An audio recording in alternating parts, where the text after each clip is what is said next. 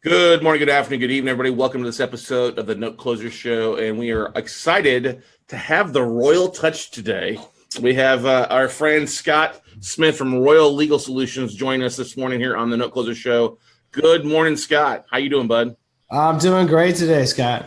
It's That's great good. to be with you again. I think we did a show a few years ago, so it's great to come back. We did. We had you on one of our Note Night in America webinars about a year and a half ago, and you helped me out with some great stuff in my series LLC, and you helped out a few other students with some other things. And so we're excited to have you back because you've got a little bit of an interesting aspect of things. You're licensed to do business in Texas because you live here, but you're also licensed to do business in New York, right? Yeah, and as an attorney, it's pretty rare to get multiple licenses, especially in states that are as difficult to get bar certified in. But I guess I'm just like really, really ridiculously smart or something.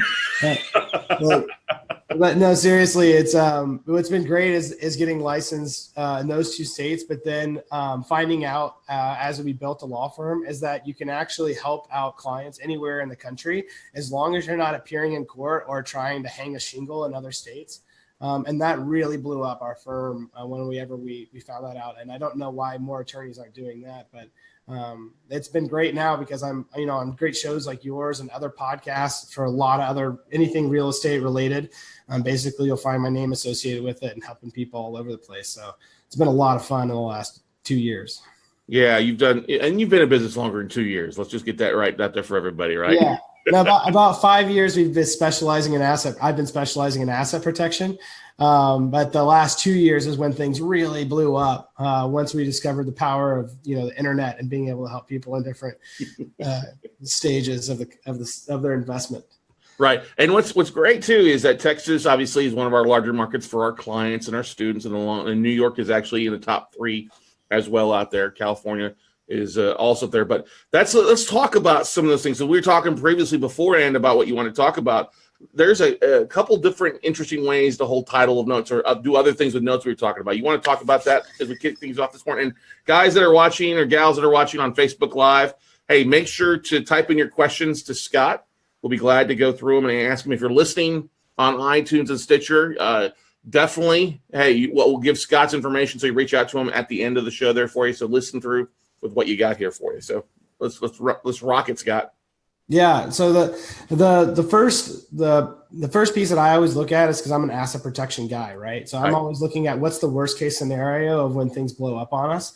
And what kind of situation are we going to be in with that? So when I talk about owning hard assets, like I'm sure a lot of people that we own, any of us note investors, we also almost always end up owning some hard assets eventually, right? Yep. So in those types of situations, you always want to be well insured and then have the properties protected inside of LLCs to be able to make sure that even if insurance fails, your worst case scenario is still very manageable. And it's more of a play and from an investing standpoint to look at saying, how do we avoid losing capital, right? Because making back money is much more difficult after you have lost it than it is to say, okay, well, let's take a little bit less return and make sure that we don't lose. But if we looked at just what's going on with just pure note investing, right? We're not putting the real estate stuff aside. What we should always be looking to do is taking all of our assets and separating it from anything that can have liability associated with it.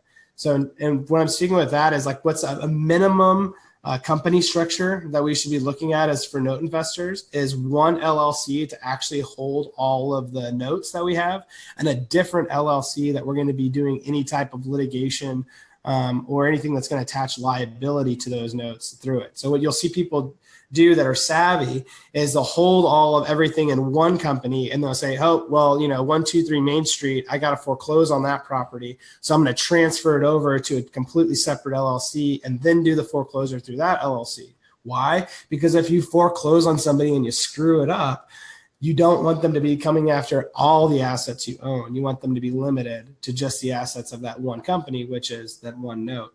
And so that would say if that would be like the minimum benchmark, that's what you would want to be doing. Okay. Now, you seen that in New York and Texas? Is that where you recommend those, or all across the board? All across the board. That is just as a general legal strategy. That It doesn't matter where you live, right? I mean, especially when you're looking at laws that we can't quite understand fully what they are, like Dodd-Frank and whatnot, right? We don't know exactly how the full gamut of how those are going to play out. We have to be really careful whenever we're doing any type of enforcement action on those. So, because if we look at it and say if a note's performing and it's doing well, there's not lawsuits that spring up at that point, right? Typically what you're going to find is that I have a note that's not performing, so then I want to start the foreclosure process on it. And it's in that moment that then everybody starts digging into saying, what kind of defenses can I have? And that's whenever all of the legal strategies start coming out of the woodwork. And that's when I say, okay, cool. We know that's a time bomb. Once we say that there's something that's going wrong there, let's transfer it over to a different company. That way, if it blows up, I'm still okay. I'm not losing anything. Cool.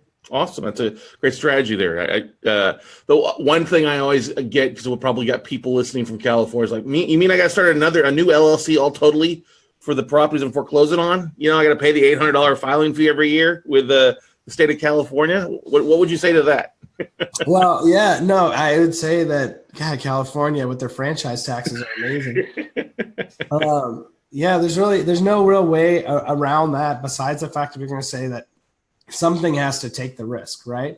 So either that's going to be an LLC or that's going to be you personally. So, and with a lot of my clients that I work with, we talk a lot about how to make ourselves judgment proof. And that's a legal term that's used in the litigation field to talk about saying that, Scott Carson technically shouldn't own anything at all, right? Only Scott Carson's asset holding companies should, and that owns all of Scott Carson's wealth, right? So let's say that if you say I have one LLC, and that's what I can afford. Is that $800 per year for that one LLC? I can't afford this whole other LLC. Okay, great. Transfer everything you own into that asset holding company besides maybe your operational cash, which you need to live day to day, and then do the foreclosure in your personal name, knowing that if it blows up, well, your worst case scenario is that there's this lawsuit attached to you, but you don't own anything anymore. So there's nothing they're going to get out of you because you can't get blood out of an empty stone like that, right? So if you can't afford it, right, there's some other riskier ways of doing it that are better. But it's really like a cost benefit type of analysis there, right? What would you say about if somebody, let me ask a question on here, about filing a UCC against having one entity that's holding your assets, okay, and then another entity that goes and files a UCC lien against everything else, so that they're a preferred creditor. So if somebody is foreclosing against your assets or stuff like that, they're in a junior lien position. Have you ever dealt with that? Yeah, and that's a process that we typically refer to as what's known as equity stripping. So you can do it in that scenario, just like you're talking about before, is that you get a perfected lien against an asset and that have that in first position. And then that way, if there's ever a judgment against it, that it's the first lien position always gets paid out first, right? So in a real estate context, that if you were having this with hard assets, what you would do is that you would have a separate LLC that would be your own mortgage company, and it would issue your own mortgages on your own properties for more than the full value of the property. So that way, if there was ever a lawsuit against that property, your own mortgage company gets paid out all of the equity, and then whoever got the judgment doesn't have anything, right? So in the note context, though, you could do that with that UCC filing and be able to get the same type of result. Now, I got to warn everybody, when you're doing this stuff, it's going to feel like a little bit like legal ninja work, because you're in there doing some stuff that everybody looks at and says, that's a little shady that you're doing that. But the reality is when you're doing that type of legal work, you have to make sure that all your I's are dotted and T's are crossed with that, because it has the implication of feeling shady, right? So then we're really relying on the fact that, no, I followed the law, and so you have to uphold it, because people are going to be trying to find ways to make it where you don't get out of this with, scot-free in a way. That's three Scots here. Scott free, Scott card, right? So let's do a scenario, because I've actually used the lien against the property to overcome the assets. It's one of the things that I teach people to do, especially. Let's give it a very normal example. Somebody buys a note, they foreclose, they take the property back. There's no liens on the property because the foreclosure has wiped it out, right? What are they doing most of the time? Then they start fixing the property, right? And what happens some of the time, you get some unethical rehabbers that do a shitty job or a shoddy job, and you're like, I'm not paying you. And then what are they going to do? They're going to go slap a mechanics lien on the property to get paid for the crappy work, right? Right. So, and if you don't have any other liens on the property, when you go to foreclose, what's going to happen? This lien pops up, and it's usually just easier to pay the lien off versus trying to go take it to court. But if you have a mortgage company that's not in your name, slap a lien on the asset, the REO, for more than what the house is worth, or if you've already taken and say you've taken your private investor and put them in a first lien position, maybe the house is worth 150 ARV, and you borrowed 50 grand, you put the 50 grand down as a first lien, then you have a mortgage company write a second lien for 100 plus 110, 120 as a second lien position. Now that mechanics lien, when that shoddy craftsmanship guy goes to slap a mechanics lien on the property, he's technically now in the third lien position, right, Scott? That's right. Yeah. And so then he's SOL if after the value of the sale of the property doesn't reach his lien position, it still gets wiped out and he doesn't get paid anything. Right. And the second lien can do a friendly foreclosure and wipe out his mechanics lien. We have done that. I've done that multiple times. And it also tells it's a great thing. Like, oh, I'm going to slap a lien. Well, go right ahead. There's no equity there for you on the property. You know what I mean? Yeah.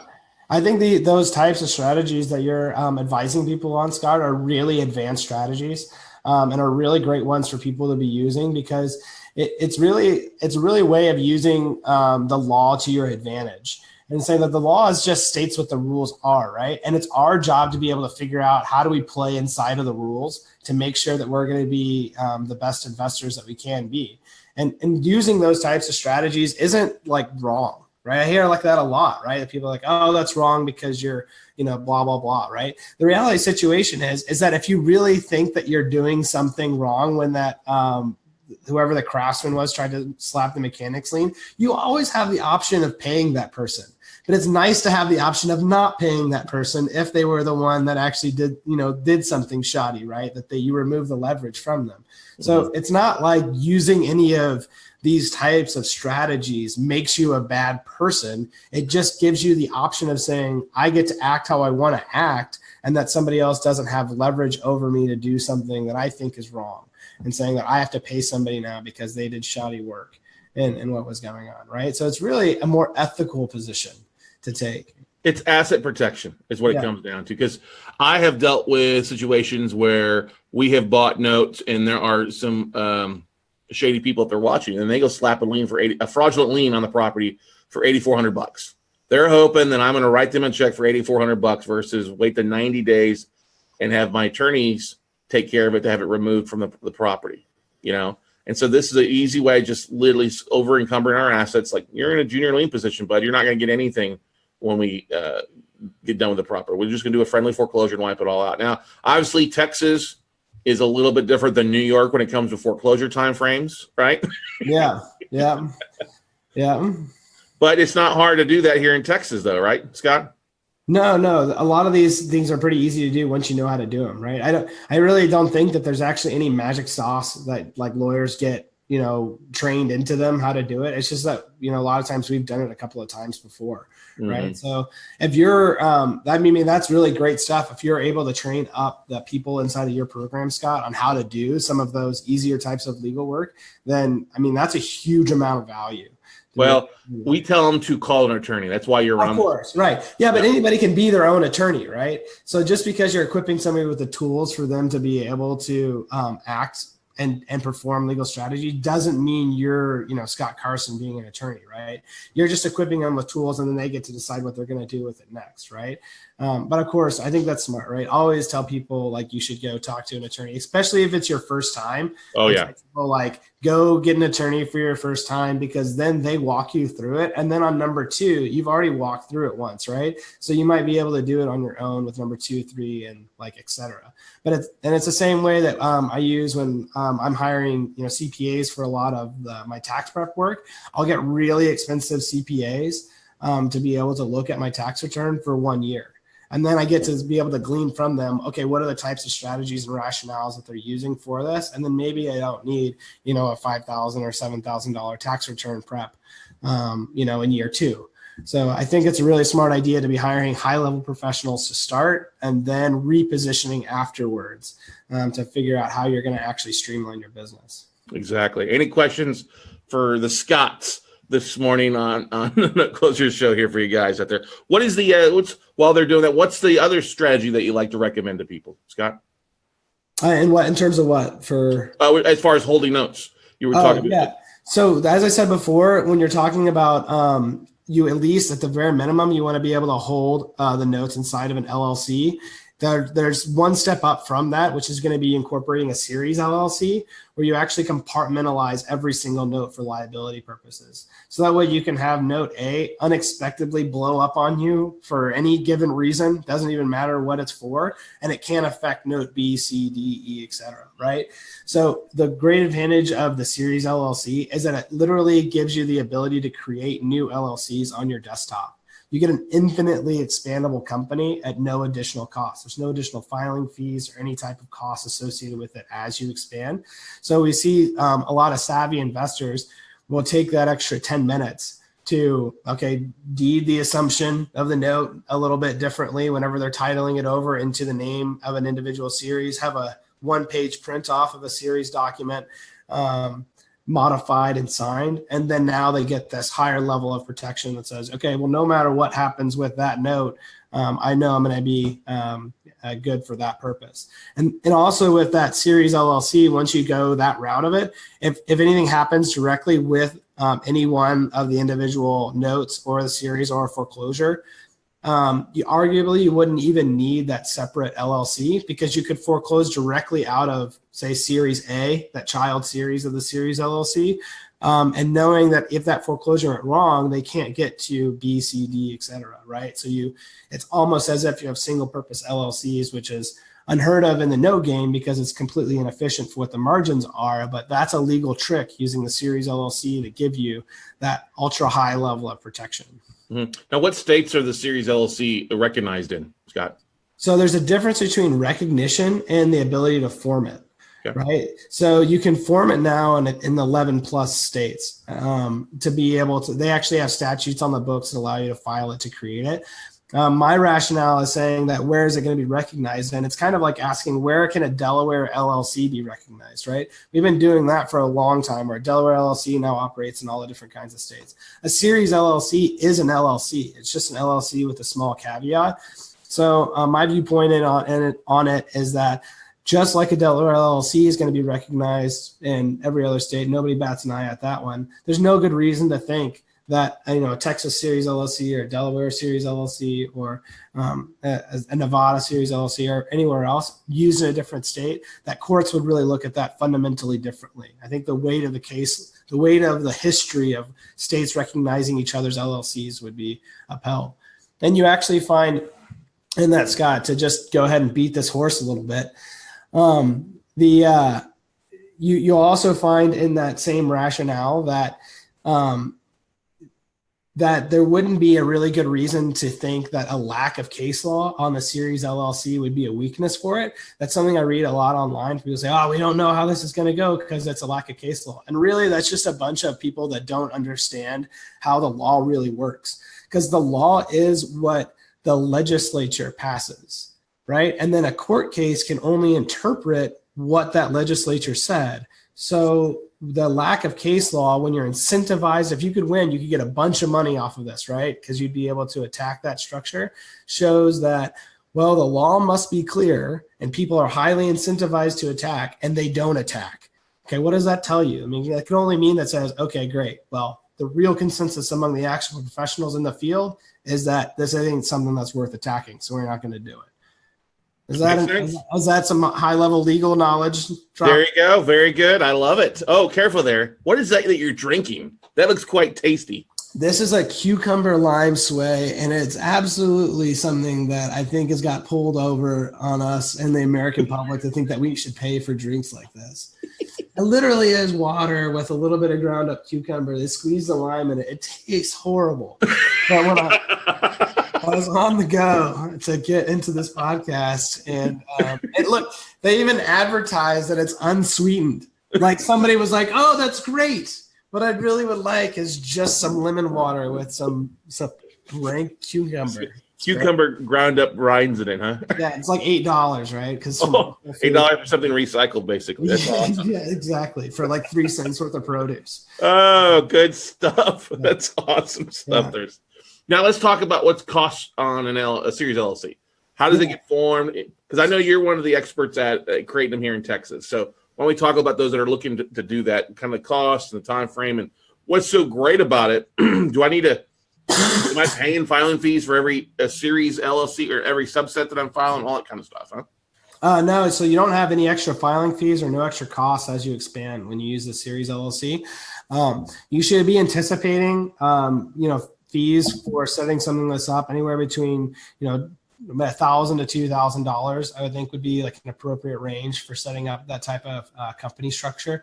For LLCs, just traditionally setting those up, I see fees for those at around $800, $850 if you want a professional to help you set that up and show you how to run it, right? So you can get things set up cheaper, right, through LegalZoom and through LegalDoom? Yeah, through other services that are like that. I would just say that those would be really good services to use if you already know what you're doing really well, right? Because then you're able to look at it and know how to use it.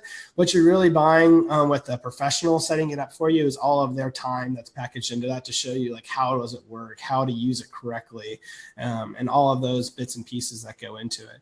But I would think that for well under $2,000, you should be able to get yourself into a really high level of asset protection in terms of, even for under $1,000, right? If all you did was set up an LLC and moved all of your assets to the LLC, and I'm not talking a series LLC, I'm not talking adding in the benefits of having anonymity, which is how we stop lawsuits before they start by hiding the assets. I'm just talking about just moving it to an LLC. You are phenomenally in a better position with your life. And that's under $1,000, you'd be able to set up something like that. I think that the price points when you start going higher than that make a lot of sense because you're talking about one-time costs that help protect you for the rest of your life and help streamline your estate plan and all kinds of other great things coming into it. And that's what I've worked on really hard is to find out where are the high value pieces for real estate and note investors, particularly. Those are all of my clients are all real estate and note investors. And how to structure that out. But, you're going to find a lot of services out there, and I probably shouldn't name them by name, but you'll find a lot of other companies online that are asset protection companies that are going to be trying to sell services that are going to be in the $7,000 plus range. And that's not uncommon. And I still think it's probably an okay value. But the problem is that what a lot of people are doing is that are those companies is that they're not necessarily overpriced in the sense that they're just using the wrong types of strategies. They're just very inefficient. They're using multiple LLCs and all of this layering to come in to be able to accomplish exactly what you could accomplish with a series LLC, right? But one thing that we always do is we schedule a consultation with everybody that comes in and we give them a custom plan. We say, okay, hey, this is where you're at. This is where we think you're going in the next 5 years from what you said. This is what we think you need. Does this make sense? And then if it doesn't, then, whatever, right? But for most everybody, we find that there's always a place in there that seems to make a lot of sense for people into what they do. So it's a really craftful approach into what's going on with each person. But I would say, even if you don't hire me, even if you don't do anything else, get an LLC, put everything into it, and make sure that is at least set up and being run correctly year over year, and get that peace of mind. Because if you've never been sued, just talk to some friends that have, and they'll let you know that if that it's the worst thing that could happen to you in your life, at least in the top 3. And just by having that one afternoon that you set everything up 10 years ago, that could totally save you in that time. So good advice, because I get people all the time I want to buy this note in my own name. I'm like, no, really the only piece of property you should have in your own name would be your own primary residence for the most part. You know what I mean, right? You're not going to have that. You should be, everything else should be going into an LLC of some sort, unless you're buying through your self-directed IRAs or things like that. But yeah, that's great advice there, Scott. Talk to an attorney, and you guys do this all the time. You're helping real estate. You're an active real estate investor as well, right? Yeah, that's right. Yeah. he's not. Scott, you have the youthfulness of you, which is good, but you've got quite a bit of experience, which is great. You and I both suffer from that. Yeah, we both suffer from just this incredible boyish good looks. Yeah. I actually bought my first property while I was in law school as a commercial property, and then that's what kind of gave me the real estate investing bug. And I think it's this year that we finally hit over 1,000 real estate investor clients. Every single one of my clients is a real estate investor. So that's phenomenal. We're a small firm. We're actually quite big in the number of people we help, but we only help real estate and no investors. That's it. Right. What's the best way for them to get a hold of you, Scott, to reach out to you, to spend some time on the phone with you, or one of your colleagues there to go through kind of a game plan? Sure. Yeah, you can always reach out to us by phone. That's at 512-757-3994. You can reach out to me by email, which is Scott, SCOTT, at royallegalsolutions.com. And those are probably the two best ways to be able to reach out to us. Let me have you repeat the phone number one more time. 512-757-3994. Right. And then Scott at royallegalsolutions.com, right? That's right. That's awesome, man. Well, hey, man, I want to say thank you for joining this morning on the Note Closer Show. Those are two great tips for everybody out there. They need to be doing. You need to have an attorney. We often talk about, people say, I'll have my attorney review it and most people don't have an attorney, right? Yeah, for sure. They don't. Yeah. But you do reviews. You'll review contracts. You'll review a lot of things for your clients, though, don't you, Scott? Yeah, that's right. And what I do, and what I think everybody should be looking for in an attorney, is that you want somebody, when you're paying them, $250 to $500 an hour, is that you want somebody that's going to teach you something, right? So it doesn't make any sense to hire an attorney unless you're like a really big shot. Just be like, I kick it over to my attorney and he does everything, right? Because we really need to be, as investors, learning as we go, so we don't have to keep hiring these really expensive people to come through. But yeah, for anybody that has, that wants that type of walkthrough of how do I think through a deal? What do I think in the particular deals are strong or weak or whatnot? That's all part of the review process I do with them about the deal itself, as well as the legal implications of it. Because that's the advantage of being an investor yourself. Right. And one of the great things is I'm a client of Scott's as well. Scott set up my series LLC, sent me over the forms and told me exactly how I need to do it, to add things, to add series, operating agreement. It was really, really phenomenal. Great service, Scott. And you've been helped out quite a few of my students as well in our mastermind groups and things like that too, of being there to help them out, answer questions and help them guide them on their path to success, and also avoiding legal doom. Yeah. Always skirting those pitfalls. Absolutely. Yeah, exactly. And I think it's a big thing when somebody buys something from a $99 website or something like that, it's not always accurate for that state or that county or things like that. You have generic documents. You've got some customization you got to put into the documents. And that's why it's important to talk to a local attorney versus just an online website. So, yeah. Once again, Scott, thanks for joining us this morning, bud. Appreciate it. We need to grab lunch or grab drinks at some point here in the near future and catch up. I'm glad to see you're doing so well, man. Very proud of the growth you have. I get a lot of positive comments. So when your sister reached out, I was like, oh, hell yeah, let's get you on this thing as soon as possible. So, all right, brother. That's awesome, Scott. I look forward to it. And don't you dare threaten me with a good time.